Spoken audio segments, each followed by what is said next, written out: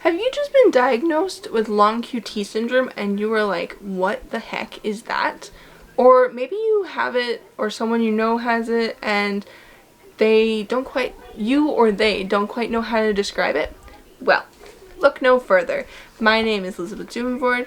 My children and husband were all diagnosed with long QT syndrome, and I am here to tell you a simplistic way to describe the syndrome to people.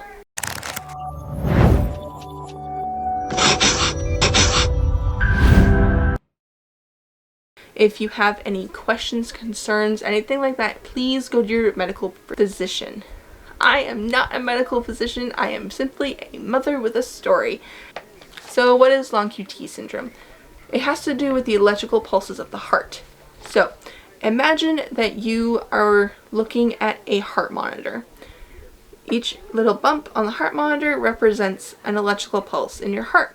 First you have the preparation to beat, then you have your heartbeat, then you have the rest.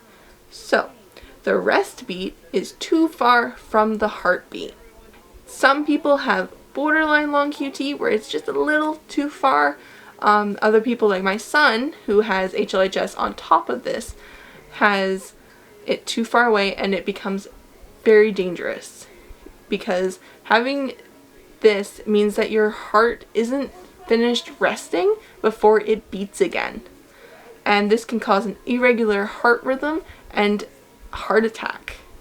Things that can cause heart attack or the irregular heartbeat are loud noises, sudden scares, and anything else that kind of gets your heart pumping. So like going on a roller coaster, anything that gets adrenaline going, that kind of stuff. How doctors are able to diagnose this is you can get an ECG and they can look at your electrical pulses of your heart. Another way is they can take a blood test.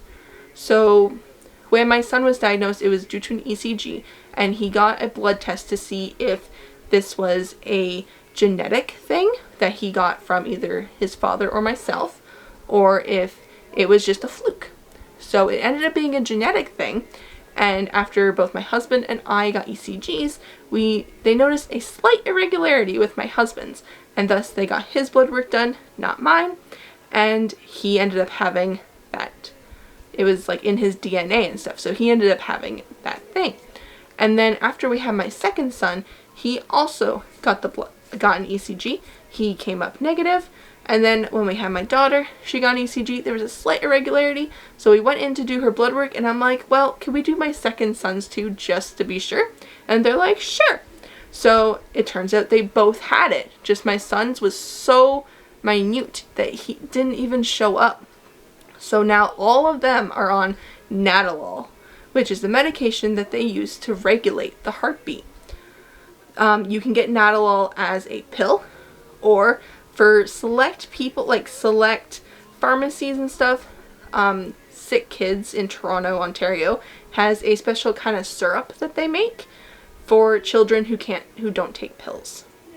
Again, if you want to read more on this, I'll leave a link down below to a website that has some easy to understand information on long QT syndrome. Were you diagnosed with this? I would love to know in the comments below.